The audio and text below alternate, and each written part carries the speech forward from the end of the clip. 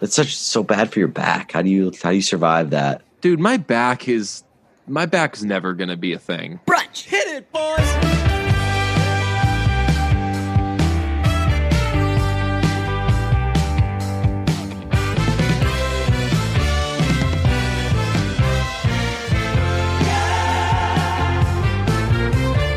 We're recording. It's Monday, and people are pissed. Monday episode. What are they pissed about? That it's a Monday episode? I don't know. Maybe I don't know. I think they're pretty cool. I think they're pretty cool, forgiving, understanding. I think once we said, I didn't know this, but once we were like, hey, it's going to have to be a weekend episode, I bet they thought, all right, maybe it's a Monday episode. Maybe they announced that it was going to be a weekend episode. Did we say that? I fired out a tweet, and I said, due to the 3 T's, we're going to have to do a weekend episode. Timing, technical difficulties, both of which were real issues, and shitty NHL guests. Fair enough. Yeah, we tried to do a late week episode. We tried to do our first in-person episode in a while. So I was excited about that. I was very excited to say, hey, guess what? Big episode for the listeners. We're not doing the Zoom anymore. Yeah, we're back to being in person, and we were in person for a little bit. We broke the bubble. Bubble. We infiltrated each other's bubble, but we didn't get to actually record an episode. So that's kind of cool, though. We just hung out and didn't do brunch stuff. Yeah, no regrets. Like, I wasn't like, oh fuck, we didn't record an episode. This was not worth breaking the bubble. I was like, it was great to see Deej. Yeah, we've. I always cherish those moments that. When we hang out and we do shit together, we know that like we kind of got to watch our back because it's content one way or another. Yeah, like we're going to end up talking about whatever we did, so it's kind of business. But like those moments, those times, we've probably had like about 100 of them by now, where it's like we are purely not doing brunch stuff right now. Pretty cool. It's pretty cool. It's honestly like being in a relationship with like, I would imagine like an Instagram person, where it's like, if you do something and it doesn't end up on Instagram, it feels pretty good. Yeah. Because there are like those Instagram boyfriends or Instagram girlfriends where like you see them and you're like, well, they're documenting everything. And when they don't, it probably feels nice not to do that. Well, not to peek behind the curtain too much, but I live by a no Instagram rule. Really? Like completely? No, I mean I use Instagram and stuff. I'm saying with don't real put it life, on Instagram. With real life sort of stuff. Like if we're going out and doing something personal life. Yes, so personal life stuff. It's understood. This is not a photo opportunity. This is, if you'd like, I can take a picture of you and you can say, hey, I went out and did this thing, but I wasn't fucking there. Got it? I live basically essentially by the same creed. Yeah, sometimes you break it, but essentially I agree with that. You have a light one, which is cool. I think like devotees of Pete, they know of Ellen. And devotees of Pete from then knowing of Ellen become fans of Ellen, and then like Ellen, there's kind of like a slippery slope there. Like it's like if you want to put in the effort to search for Ellen and go there, you'll find it. Go for it. Yeah, but I like to have a separation. Do you wish Ellen were less cool, so once people found out about Ellen, they wouldn't care? Maybe it's a tough question because I think Ellen thinks that she's cooler than she is. Ellen's super cool. She is very cool. I'm a huge Ellen fan, but what I'm saying is if somebody follows you on Instagram or whatever, Twitter, whatever, and they like come across Ellen, it's tough to then not also have like Ellen be part of it. Like if someone finds out about Ellen, they're gonna become a fan of Ellen. Well, no, that doesn't bother me at all. That I think things that aren't often said in 2020, by the way. Yeah, seriously. Ellen is stonks down on Ellen. No, I think that's like I think that's part of like I don't want to say it's like part of why I like Ellen, but like I liked Ellen partially because of that. When I saw what she was doing online and stuff, she's cool. She's a cool person. I think that, yeah, you'd have to be wired differently to be like weirded out by that.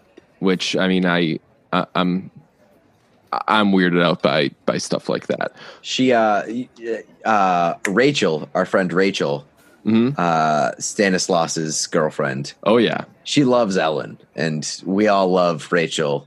Yes, and it's all like a shared thing. And we were talking on Twitch the other day, where I'm trying to get Ellen onto Twitch to do her own thing for like.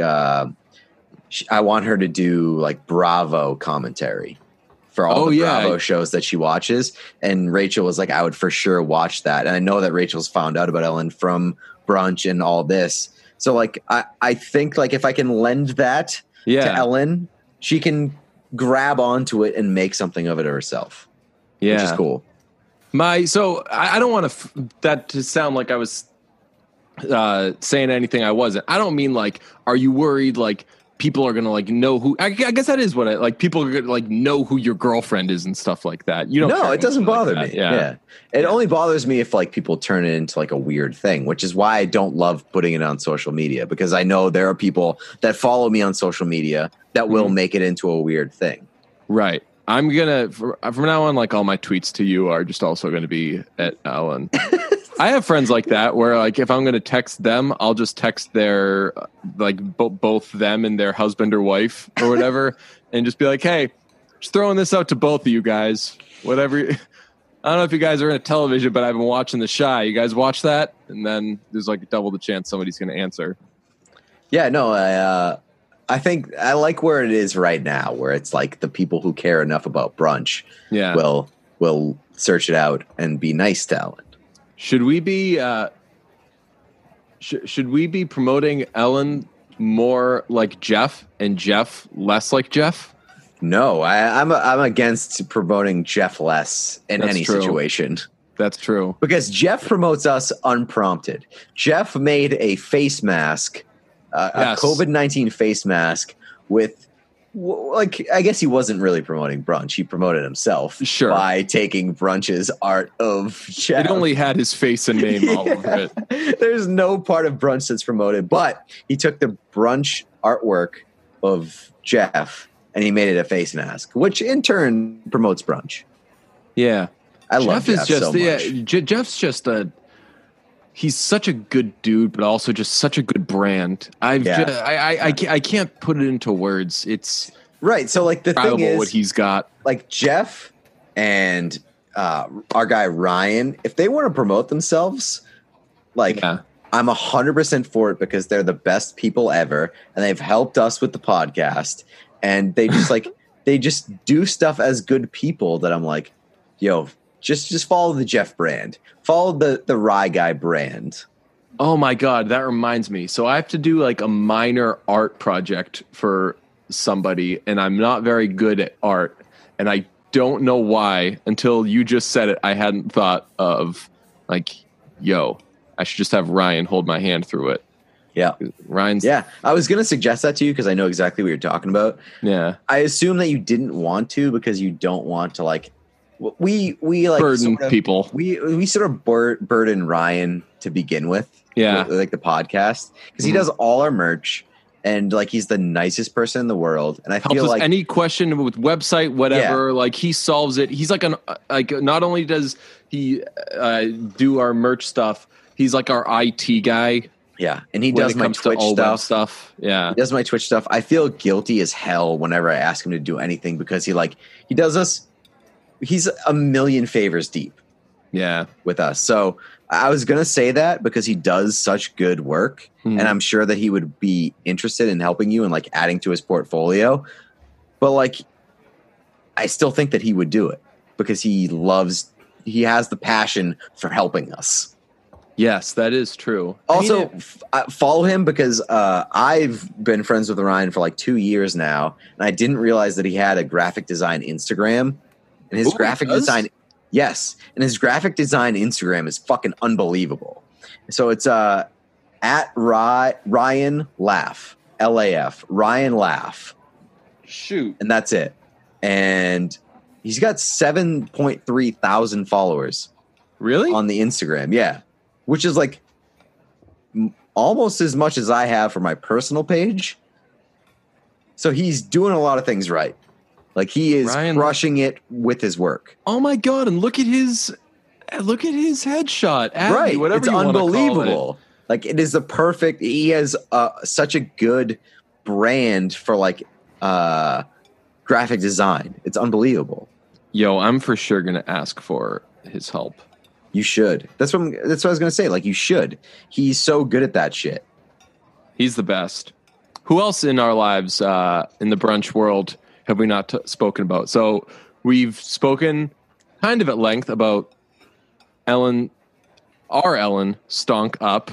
I was thinking once we got like 4 minutes into Ellen talk, I used to do this back in the day. If we'd get on like a little thing and we'd be talking about something early in an episode. Let's make the episode about Ellen. I'd be like, in my mind, I'd be like, what way can we stretch this to do the entire... And I can't think of examples, but I think that we've done like... Actually, I don't think we've ever done a whole episode on just one thing because we can't focus enough. But generally like, hey, we'll hit you with like 30 minutes of Ellen talk out the gate. We're not done. We've done episodes on one thing. But we have to like make a conscious decision to do that. Sure. Like Paddington, Love Actually. Yep. Various things. But there are definitely like out of the gate, we've got a stride. Let's milk this for all it's worth. Yeah. We've also, let's say now I kind of want to stay on Ellen. I kind of want to just like make this the brunch promotional episode where we talk about what brunch does. Or we just like we talk up the stonks of people that we care about. Oh, that's cool. Let me think. I mean, Jeff's going to be a dad very soon. Yeah. And I think that we've given him pretty good training. Right? I don't know. Keeps an eye on us. I remember when I was young, kind of at sort of at like a life or career crossroads or whatever, and he was just a cool guy I knew. And we would text or whatever, or I don't know if we would DM, whatever it was. Probably text. I'm not a DMer, but he chose life over career. You think so? I mean, like, because he was in news. He was. He worked in Fox 25. Yeah, and he was like, I don't need to do this, and he took a comfier job. I think that's what happened. So that's what it was. I was at EEI too long, and I just kind of didn't know what I wanted to do. Like I couldn't tell. Like, is it that I didn't love EEI, or that like I didn't like the career as much? And I was pretty sure I liked the career. Like I don't know. I don't want this to sound like I'm shitting on anybody, because really, like, I had some awesome bosses and coworkers at EI. But I was like a lot of people. I think I was at kind of that quarter life crisis. I was maybe like 24, 23 years old, something like that. And a couple of years, I don't know, like 3-4 years into doing something for the first time in your life, other than like 4 years of middle school, 4 years high school, 4 years of college, you know, like once you start to get deep into once you get to year 4, year 5, whatever it may be, your body is suddenly doing something that it has never done before. So at least for me, I got this like fear that, okay, like I'm already, like I'm building my casket here. Like I'm already in the last part of my life. So the old Gilded Cage. Is that what that means? Gilded Cage is like him singing about like that he feels like he's just wasting his life. Oh shoot! And he wants to set himself free. Whoa!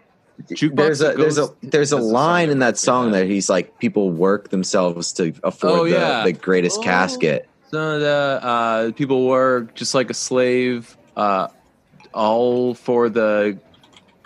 I'm gonna look it up right now. The finest casket that they make. I should know every word. The finest casket that they make, or something like that. Yeah. But I say, who wants to live if you're gonna go, or who wants to something if you're gonna live that way? Yeah, live that way, something like that. Yeah.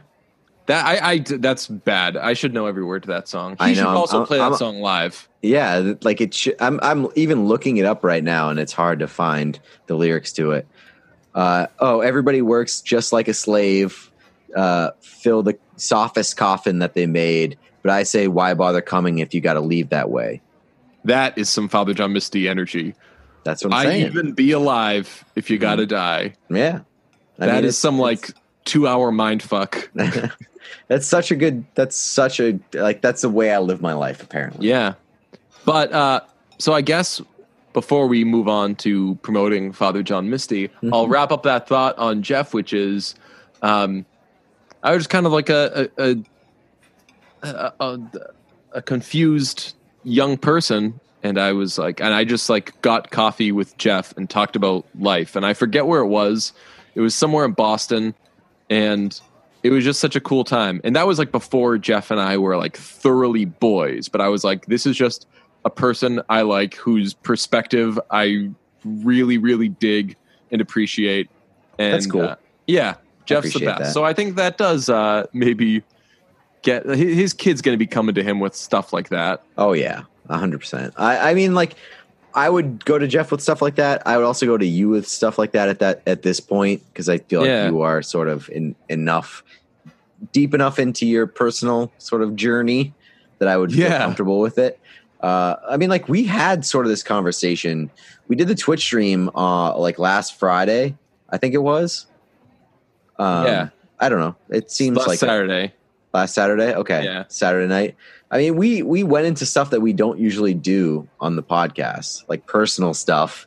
And I think I said, like, I said that if I lost my job or something happened to where I am right now, I would be something else. I would be fine with like finding a 9-to-5 if it like met the criteria of what I'm living at right now, and it was a 9-to-5.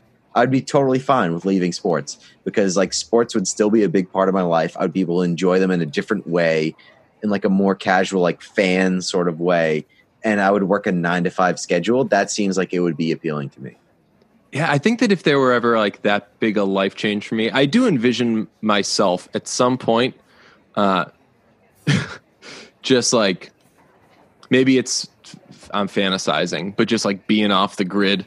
Yeah, and like leaving phones behind and shit like that. But I don't know if it's necessarily like, I don't know. Like I thoroughly, I know you do too. Like I do too, for sure. I like thoroughly love what I do, and I'm so glad that I get to do it. I was texting with our friend Jared Carabas today, and he's somebody that makes me think, as are like you, as are a bunch of people, that like you can like sort of carve out your thing that you love and do it. Like what you do is not traditional. You have a traditional job. You're like sports writer who does TV and shit. I do it in my own way, and I don't think I think if I didn't do it in my own way, I'd be sick of it by now, or I would not like it, and I would just do something else. I've literally always said, if I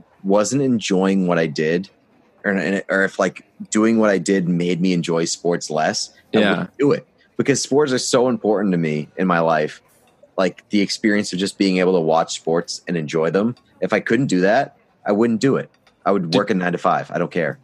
Dude, and what I like about the way that like you, Jared, do, a lot of people are like, there's become this like trend the last 10 years of sports writers who are like, yeah, I'm a fan. So what? And there's, I don't know, maybe it's my read on it, but there's like an authentic way that that's presented. And then there's like this, I hate old curmudgeon-y sports writers, so I'm going to stick it to them by like being this or whatever. And that I think does nobody any good, because then you're not actually you're just being the opposite of something instead of actually being something. I think that like you're the first example I could think of. And I remember like talking to friends who were sports writers about this. Like I was like, I don't know. He knows like that it's going to work, but like this is the way that he's doing it, and it is literally different from everybody. Now I think that it's more common for people. It definitely is. I'm a fan too. I didn't know that I didn't know if it would work or not, but I did know that like I wasn't interested in doing the job if it meant that I couldn't be a fan. Like that's the thing for me. It's always been like, If I had to pretend like I didn't care, then I wouldn't do it. Yeah, I think I had some of that early on where I was like, okay, you were a big Bruins fan growing up. You cover the Bruins now, and now like that fandom's gone. And legitimately, like I did not have like 1 ounce. I got it to the point where it wasn't even a struggle to like hold back my rooting for the fan. Like by the time I got the job, I'd been kind of training to be a sports writer for like 3-4 years or whatever. So I kind of built that, like cynicism isn't the right word, but that sort of like expectation of like what box you're supposed to be in, I guess. Yeah. Like why would I go and root for them? And now I don't cover them anymore. But now, like, I consider myself a Bruins fan again. It's the weirdest thing, which, like, normally after covering a team, you're supposed to hate them because you kind of have seen all the warts. How the sausage is made. Totally. Yeah. And honestly, I'm kind of the opposite. Like, I mean, I think that it goes one way or the other. Like, you see how the sausage is made and you don't like them so much, or you're behind the scenes and you like the guys so much that like you can't help but root for them. And I think that that's happened in both scenarios. So that's true. Like there's definitely people, and I don't know, maybe everybody, I don't think this is true, but some people, specifics, I think you could connect the dots. 1 or 2 who I think that with like the Bruins, if you were to be like, hey, do you like DJ Bean? They would say, I'm glad you asked. No.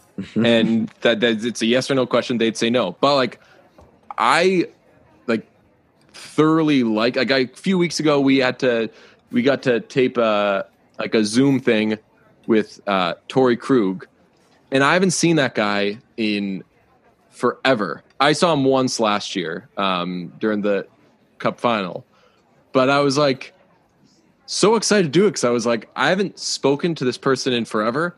And I really like this person. Yeah. Like this is, so I don't know, that's probably part of why. But I also think that that probably affects your coverage. Like if you know that you're going to see a person the next day, you may not be willing to be as critical of them as you might want to be. Definitely. And for me, as a person who doesn't have to be in the room every day, I mean, like you can say whatever you want. Like you can say I'm an asshole because I don't have to be in the room, but I can be as critical as I want to be without having to face that backlash. I think that a lot of the times people are afraid to say what they want about a certain player or say what they want about a certain team because they have to be in that room. And like, if you want to say that I'm biased because I am a fan, you also have to say that reporter is biased because they have to answer to the team. Right. That's my buddy Adam Jones does that all the time. People will call in and they'll be like, oh, I don't think you'd be saying this stuff if you had to go see them the next day. And he would just always be like, don't you want to do that? Don't you want that from like an analyst? Don't you want somebody who is not afraid to have to answer to the team? Yeah. I remember like my first year covering the Bruins, I wrote that it was just like, it wasn't like a headline or anything, but it was just like a line. I think it was after they lost, after they got shut out by the Ducks on, I want to say December, it was December 20th, I think, because it was 2 days before the December 23rd game they would always play. But they got shut up by the Ducks. Everyone was like, all right, fire Claude. This was the year they won the Cup. And I was just kind of writing about everything that was wrong with them. And one of the things I said was like, the Bruins traded a first-round pick for Nathan Horton, obviously talented player, very high pick, but right now he just looks like a bad influence on Milan Lucic. And I remember thinking, like, this is so mean. Like, I don't like that I'm – like, this is what I think. You're bullying him. But I feel like I think that it's me. I truly think that, like, he's being a bad influence on Milan Lucic or whatever. But I don't know what that even meant. I don't know, like that it gave Milan Lucic like inspiration to not score. It was probably a stupid take, whatever. But I was like, how am I going to how am I going to walk in there and look him in the eye or whatever? And in reality, it's like, he's not reading WEEI.com. Like Nathan Horton is not reading WEEI.com. I mean, some guys do though. Like some guys read everything. And then, I mean, like that's probably, and that's why Dougie Hamilton does not have me blocked. Probably speaks more to them than it does to you. That's why I'm the only person Dougie Hamilton did not block. That's insane. He blocked me. He blocked everybody. He blocked everybody. He blocked everyone that covered them. I bet he also, my guess was, like, I don't understand it, because I had like probably the biggest personal meltdown of my life when they traded Dougie Hamilton. Like my life was like, and I didn't love Dougie that much, but I was such in Dougie's corner to be like, you have to re-sign Dougie, please re-sign Dougie. Like my life is hinging on you re-signing Dougie. I know that this franchise is going to fall apart if you don't re-sign Dougie. Yeah. And they didn't re-sign him. And I don't think that any of my responses to that was like negative. All my responses to that was like, my life is ruined. I hate my life now. Like everything is falling apart. And I got blocked by Dougie. So here's why maybe. Because they traded him because he didn't want to sign. So that was might be why. Yeah. So maybe he saw you reacting so negatively of, oh my God, Dougie Hamilton's not back. This is what the hell happened. This is the worst. And he's like, I don't want to be around when this guy finds out in 2 days why I'm not here. Quite possibly. That was, I mean, I'm still pro Dougie Hamilton. Same. So he doesn't throw big hits. He was a Norris finalist for like the first half of this year. Definitely. Yeah, I'm a Dougie guy. And whenever I still remember like the defining Fluto column for me was when Dougie got traded and Fluto was like, this is a disaster. Oh, Fluto's the best. Fluto was like, you fucked up. I remember my lead from after they traded Dougie Hamilton. It was maybe this might give you a hint as to people with the Bruins that might not be the biggest fan of me. When Don Sweeney first put on skates as a child in wherever he grew up, I apologies, I forget. He was not an NHL defenseman. Like it took him years of skating, blah, blah, to hone his craft and blah, blah. Mm-hmm. That's all to say. Right now, Don Sweeney isn't a good general manager. Like, doesn't know how to be a general manager. I phrased it better, but it was basically like it takes time to get good at that time. At that time, he sucked. He's a very bad general manager. At that time, that's a very good take because he sucked right then because he traded a third-round pick for Zach Ronaldo in that same offseason. One of my favorite headlines: Bruins trade for Zach Ronaldo seemingly on purpose. So maybe I was more of an asshole than I'm remembering. You were way worse. I mean, I was way worse for sure, but like all deserved. Like none of it has aged poorly. So someone last night. This is some real old school, like caring about what somebody tweets at you. We said a while back, like I really don't see negative tweets anymore. Whether that's because of filters or whatever else, but like I rarely see someone being like, hey, you suck, I hate you, or whatever. But I got a tweet from somebody that was like, oh yeah, pick the Lightning because blah, blah, blah. Very like sarcastic and like it's going to make it even sweeter when the Bruins win. And I want to respond and be like, people have picked the Bruins to win over the last 10 years and all those people have been wrong, or 9 years, whatever it's been. So, right. Yeah, I mean, like, I feel like my audience has gotten, or maybe tailored enough where like I can ignore the negative stuff, and I appreciate the positive stuff. But also, like I picked the Lightning to get to the Stanley Cup Final this year, and I feel like I didn't get a ton of shit from Bruins fans or anything. They were just like, "Hey, thank you for mushing the Lightning."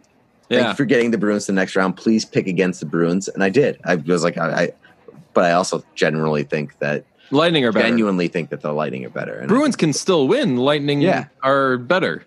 Like on paper, the Lightning are better. Yeah. Especially with their starting goaltender. I remembered the other day that this year, my take was that this was going to be the year the Leafs eliminate the Bruins in the first round. Same here. I was very pro Leafs. Why? No, I mean they seemingly built a defense. They got Tyson Barrie. Yeah, I thought that Tyson Barrie would be the defenseman that they needed. It turns out 100% wrong. No, yeah, I'll take that. Yeah, yeah. I mean, it just wasn't. They were unreliable as ever, which is crazy. Yeah, I still think that Nazem Kadri wasn't as important as a lot of people made him seem to be. Correct. Like Alex Kerfoot was really good. I still really think that he was a great addition to that trade. Not a throw-in. He's a legitimate player that you can insert in your lineup and not get a ton of like fall back. But Tyson Barrie wasn't what they wanted him to be. Yeah. This is all to say, I don't know if I've ever been so sportsed up in my life. Oh yeah. I mean, like we as a couple, as a podcast couple, have never been so sportsed up in our life. And I said that to you this week. I was like, when did we get here? When do we? Because that's right. Yeah. What did we bet on? Where like we bet on something and we were like so fucking invested. And I was like, well, how did we get here? Where we're disinvested in this game that we don't care about. Got you. I think I was trying to get you into betting on exact margins of victory. Yeah. Where like you're starting to get into. Yeah, that's when you got a problem. Get a life. Although I did hit on one of those recently. But yeah, we also had a hilarious moment where going into game 6 of Canucks and Blues. We've been betting on this series the whole way, and I think getting pretty much every game wrong. So I was like, do we even try? And we lost a big bet before that too, because it was the Flyers Canadians before that. And that was the game that we bet on the exact outcome, and we fucked it up. We bet on Flyers to win by 1, Flyers to win by. Oh no, you bet on Flyers to win by 1, 2, 3, and 3 plus. I went 1, 2, and 3 plus. Yeah, and I went 2, 3, 4 because there was no 3 plus for me, and Big swings only. And I decided that 1 wasn't worth it, and they ended up winning by 1. Of fucking course they did. Of course they won by 1, and then for the second game.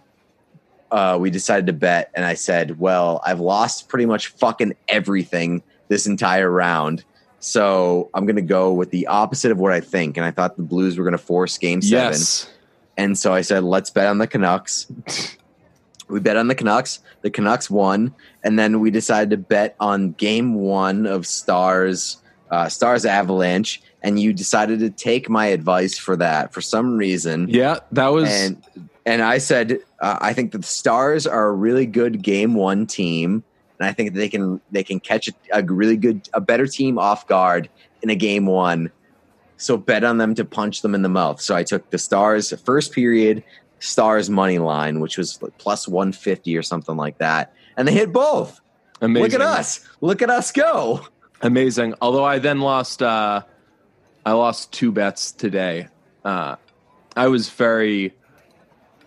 Yeah, I had a bad day today, but whether it's betting, watching, whatever, all I do and all I care about now is watching sports. And I've been like that at parts of my life, and obviously our jobs you should hope that we but even with our jobs, like sometimes it's not. Sometimes it's the worst part of your life. Like sometimes you just don't care. And sometimes you're like, I'm watching the games that are relevant to me, you know? But like today, you bet your bippy, I had to see every drop of that second half between the Clippers and Mavericks. And oh my God, am I happy I did. I had tears in my eyes when Luka hit that 3. I don't know why. I like Luka a lot, but tears in my, like, I don't know, 4 years ago, I didn't know how to cry. And now I'm tearing up over. Yeah, I mean, when Ovechkin won the cup, I cried my fucking eyes out. And I don't know, I can't tell you why. And it's such a weird feeling to be like, I really like have no personal investment in this team or this like person. But when you watch like the shit that gathers around a certain storyline, and you see that break, it feels so good. Like, the Ovechkin Stanley Cup win was almost as good as watching the Bruins win themselves. Yeah. How would you? This will be weird if the Bruins do win this year.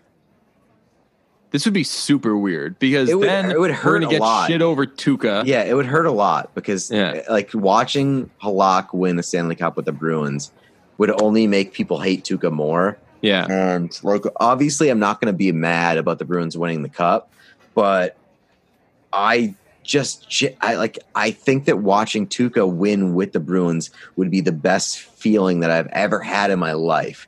So to watch that not happen would sting so much. That's fair. And let me tell you, people would be relentless. Yeah. It would take all the wins out of my sails. I almost wonder if they have to throw Vladar in one of these games and he's so good and then he takes over. Would it, for some reason, soften the blow up? Like, then you could be like, the thing. It's like, came out of nowhere. No one could have ever saw that. The thing that sucks is like, I don't want to root against Halak. I don't want to root against Vladar. I don't want to root against anybody. Like, I don't want to root against anybody that gives the Bruins success. Halak, I like Halak. I like the Bruins. I like watching the Bruins win. But I love Tuukka, and I just want him to get the credit that I think that he's due. And so to see him kind of get robbed of that while the Bruins have success would be such a bittersweet thing for me. Yeah. Nick Ritchie, Conn Smythe. No. Get the fuck out of here. That's why I texted you today. I saw Nick Ritchie's in the lineup, texted you, and it was like, Lightning? I mean, yeah. That's another thing. Like, how do you put it back in the lineup? Bad. I feel bad every time I talk about Nick Ritchie because it's not nice when the only thing you're saying about somebody is I think they're bad at their profession. Like that's. But when they are bad at their profession and they keep putting them in the lineup, what are you supposed to do? Exactly. That's why I always turn it into I'm more mad at Don's. Like I'm mad at Don Sweeney because I always have to point out that Nick. Ritchie you got to make it. You got to make it not mean towards Nick Ritchie. You have to make it mean towards Don Sweeney. The people who put them in that, like people. Nick Ritchie is not forcing himself into the lineup. Don Sweeney is forcing Nick Ritchie into the lineup. And I used to say all the time, like, Martin Lapointe didn't go up to the Bruins and say, you better give me this money. Yeah.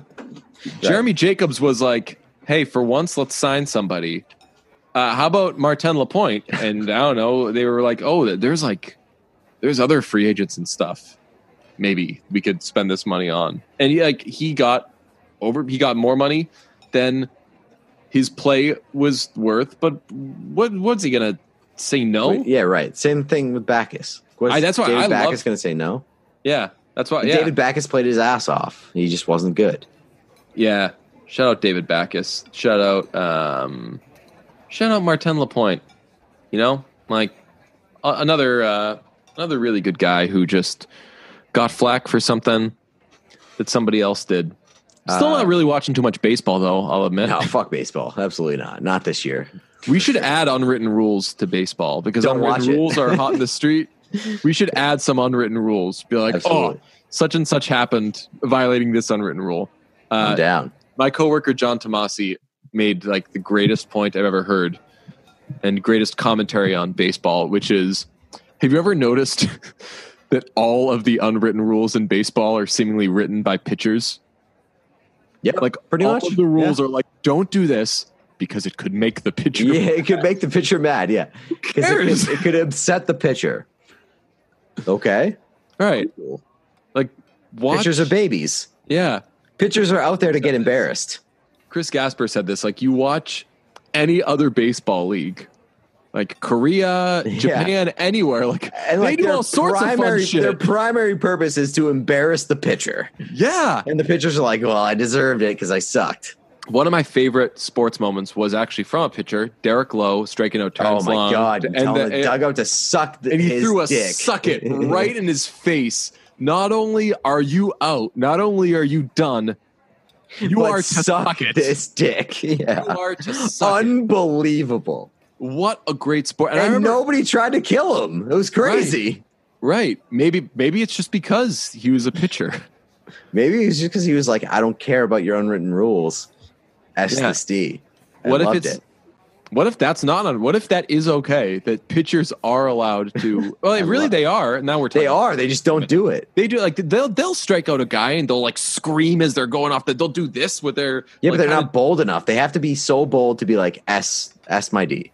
They should be like they strike out a guy. They should be like, yeah. Throw a ball back at me. I'm gonna throw it at him. Yeah. give me the ball back. I'm gonna whip it. At his leg as he's walking away. Right in the fat. Like I'm gonna just drill him in the ass. It's not gonna injure him, but I'm gonna embarrass this guy. Bruise. Right. Slight bruise. You want to read this ad? I threw it in the chat. I gotta pee real quick. Ooh, so this episode is brought to you by BetterHelp, which is a cool service that if you need someone to talk to, if anything is on your mind, you know what I'm talking about. I'm talking about therapy. Talking about talking through stuff. Talking about what I call breaking a sweat. I don't think I made that up, but I always liken it to breaking a sweat, where it's just a healthy thing to do. So if anything's on your mind and you need someone to talk to, which really, I'm not trying to force my beliefs on it, but we all need someone to talk to. So if you want to take care of that and you want to talk to someone, BetterHelp, I think, is a great solution. It'll assess your needs and match you with your own licensed professional therapist. You can connect in a safe and private online environment, very convenient. And really, once you decide that BetterHelp is for you, you're off and running. You start communicating in under 24 hours, professional counseling. You can send a message to your counselor anytime, and it's more affordable than traditional offline counseling. Financial aid is also available, and this service works worldwide. And whether it's depression, stress, anxiety, relationships, sleeping, self-esteem, grief, anything, you are covered with BetterHelp. Anything you share there is, of course, confidential. It's convenient, it's professional, it's affordable, and you can check out their website where there's a lot of testimonials speaking to the good job that they do. So as a listener, you'll get 10% off your first month by visiting betterhelp.com/brunch. Join over 1 million people taking charge of their mental health. Again, that's BetterHelp, HELP.com/brunch. To tell you on the subject of doing things to make yourself feel better,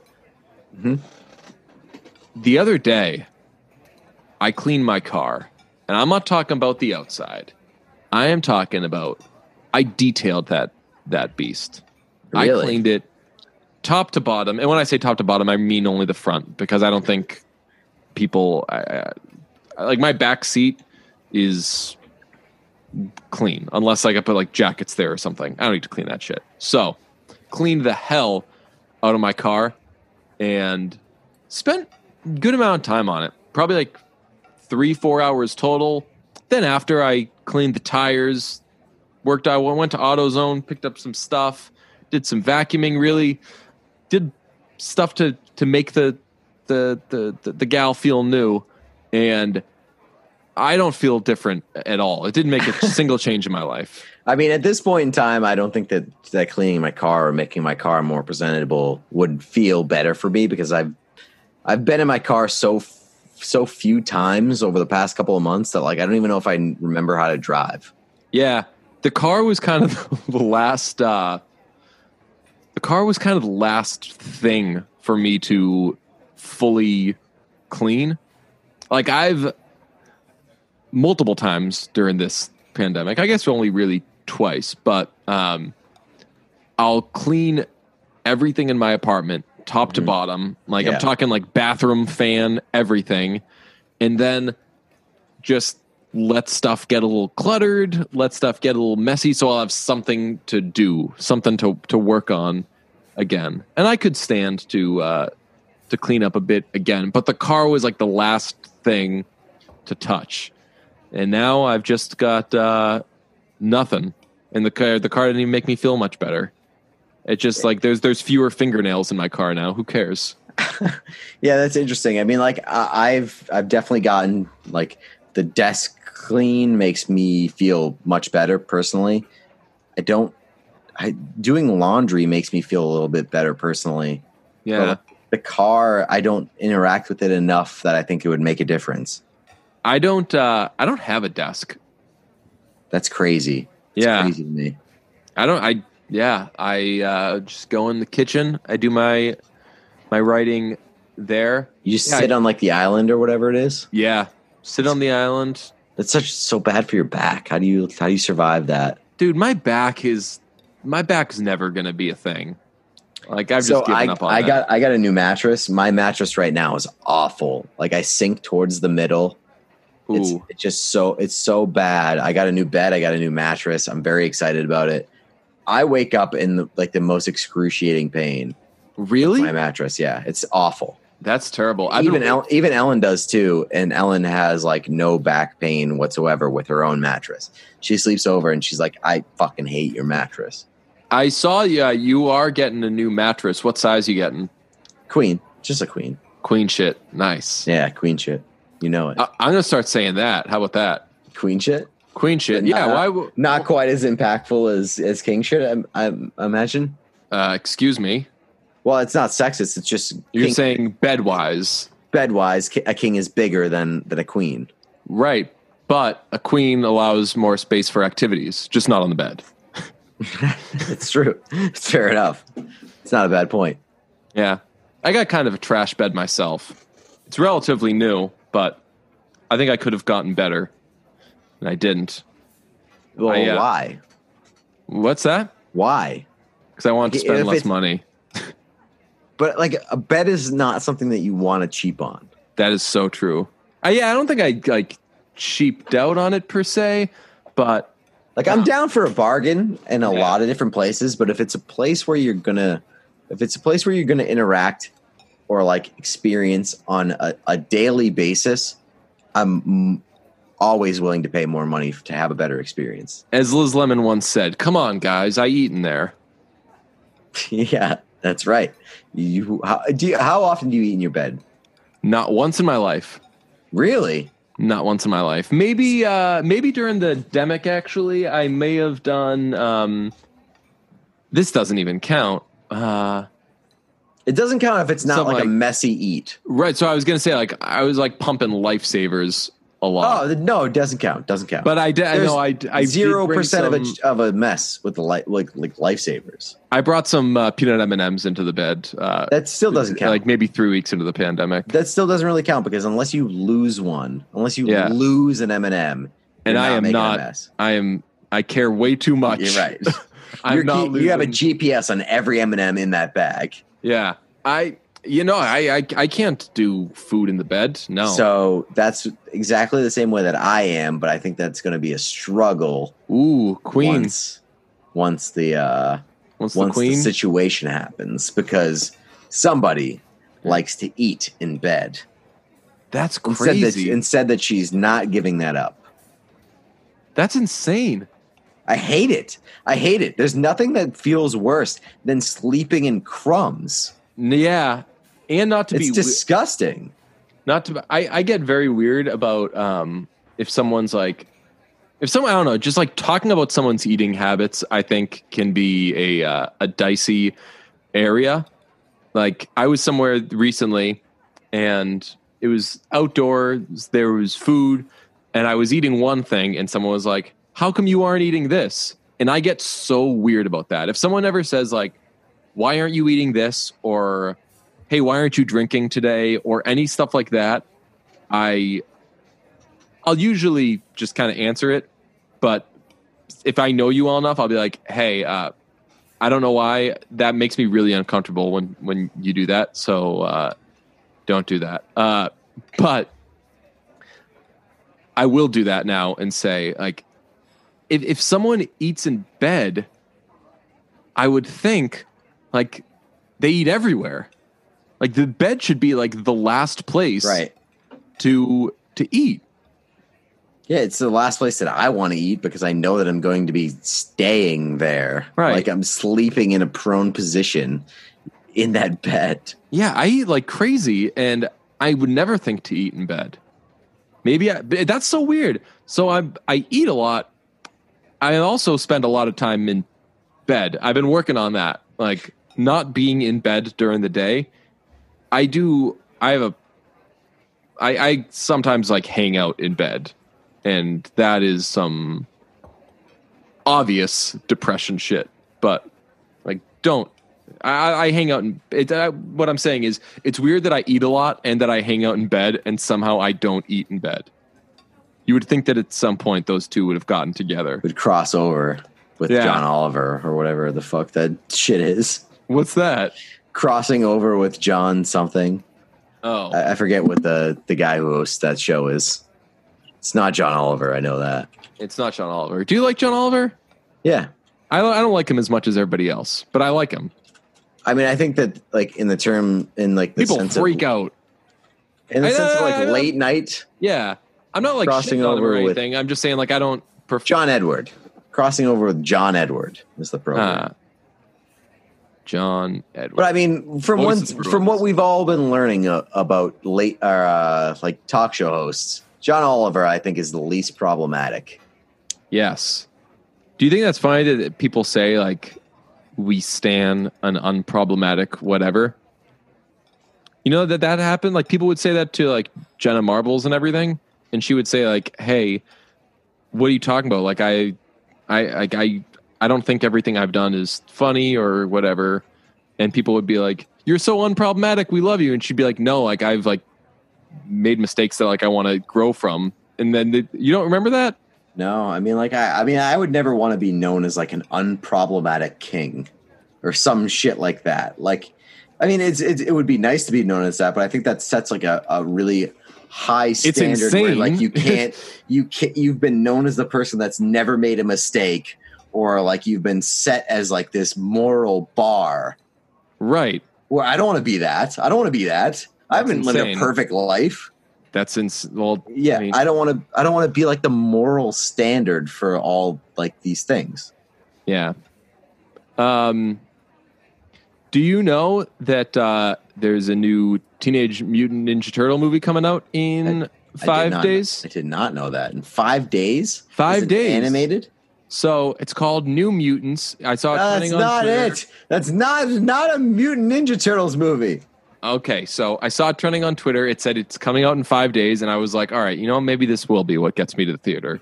And I clicked on it. You can't have mutant in the name. Ninja Turtles doesn't own the name mutant. Like X-Men is all about mutants. New Mutants is an X-Men movie. New Mutants is bonus track to 1989. New Romantic Mutants. New Romantic Mutants. That'd be. Did you know that New Mutants was an X-Men movie? Wait, what's that? New Mutants is an X-Men movie. Oh no, I didn't. You didn't know that? I just clicked on it. I saw some kids, and I was like, these aren't turtles. New Mutants is an X-Men movie, but it's like an X-Men horror movie that's been in the making for like 5 years. Oh, maybe I'd be into that. So I'm into it because it's been such a delayed production. Like it has been such a mess where they started it and they paused it and they like reshaped it, and it's taken so fucking long to come out. I'm always interested in those movies to see how much of a mess they are. Yeah. Do you So it's basically like an X-Men horror movie. So I think I'd be more into that than I would be into an X-Men. Absolutely, you would. Absolutely. Do you watch Apple TV things? No. So I have Apple TV. I don't know. I bought the Midsommar extended cut was on there, so I did that. But there are shows. I know, like Sarah Bareilles has a show that I'm not super excited to watch, but I should check it out because I love Sarah Bareilles. But I saw there's a show called. First of all, Jason Sudeikis has a show that looks good, and then there's a show where Aya Cash plays a superhero. And I think this could be what gets me into superheroes. Interesting. Because the only Apple show that I know of, the only show that I know of on Apple TV that I would be interested in, straight off like the top of my dome, is Morning Show, right, with Steve Carell. I never watched that show. Steve Carell? Yeah, Steve Carell's in that. Really? Yeah. I thought it was Jennifer Aniston and Steve Carell. Jennifer Aniston, Reese Witherspoon. Yeah, and Steve Carell. Steve Carell too. Steve Carell's like the problematic guy that causes all the problems. Oh damn, we don't stand a problematic guy. The only thing I know about that show, other than apparently 2 of the 3 leads, is that they play one of my favorite Ween songs in that show. And the Ween subreddit was like, yo, I don't know if you guys watch this Apple TV show, but they played If You Could Save Yourself, You'd Save Us All, which if you guys don't know that song, I'm going to say that again like it's an ad read. That's If You Could Save Yourself, You'd Save Us All. If you could save yourself, you'd save us all. It is it'll make you weep. It's a rare, serious, beautiful Ween song that honestly, if I've been blue and then like I hear that song or something, if I'm like in a bad space, it gives you some real like, why can't I just feel better sort of vibes? And it's the greatest thing in the world. But yeah, should we check out Apple TV? I mean, it's not like we're going to go to the movies. We have until December to cancel our AMC A list. It's true. I think let me tell you, I think I'm going to run down the clock. Yeah, I'm going to see where I'm at in December, like what my position is on that. Like, I don't need to say, you think I need to see Tenet so badly that I'm going to go to see Tenet so bad, though. So bad? I don't think. Not that I would see it at a drive-in or something, but like, fuck. Are they going to do that? I mean, drive-ins are happening. I know, but I want to see Tenet really bad. Yeah. Drive-in would be weird because I want to go to the movies by myself, so I'd be going to a drive-in by myself. Who cares? I'd go to drive-in. We'd go to drive-in together. Why not? That'd be awesome. That would be cool. I got a clean car. Yeah, it's true. You did it. You did it, man. You cleaned it out. Yeah, I don't know. I'm on the fence. Yeah, but I don't know. Like, I miss movies, but I'm not rushing to get back to movies. Same. It is weird that kind of hasn't existed in my life. Even like I haven't rented a movie. I haven't watched any movies at home.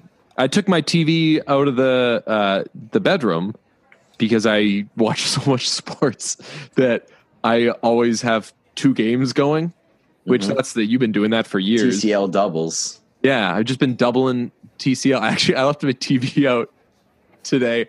I took the TV outside to watch the Celtics and watched the first half. It was nice. Then I came in to try to work on the art thing, and then I started watching the second half inside, and I was like, I hear rain. It seems like it's begun to rain. I'm going to go outside and grab the TV. And even in the time it took for me to get up from my couch to go to my door, which is, I don't know, like 30 feet most, less than that, it was pouring by the time I got outside. And the TV was just like running. It was on, just getting smoked by rain. And everything, all these things were plugged in and everything. And I was like, I do not know enough about anything to know if I am about to get electrocuted. If I'm going to die. Yeah, so I just walked up to it. I unplugged it, and the TV was still running and everything, but I unplugged it, didn't get electrocuted. I just threw a blanket on top of everything, and I was like, I'm dealing with this shit later. And then by the time I got inside, I walked up my stairs, went inside, it had stopped raining. So left it out there for a little bit. The TV's inside now, but who knows? This is not unbelievable. TCL, so if it does not work, that is not a reflection on TCL. I wonder if TCLs might even be waterproof. They are so good. So TCL, if you're listening, maybe we'll even say that sort of stuff about you. This could be us, but for now, you still playing.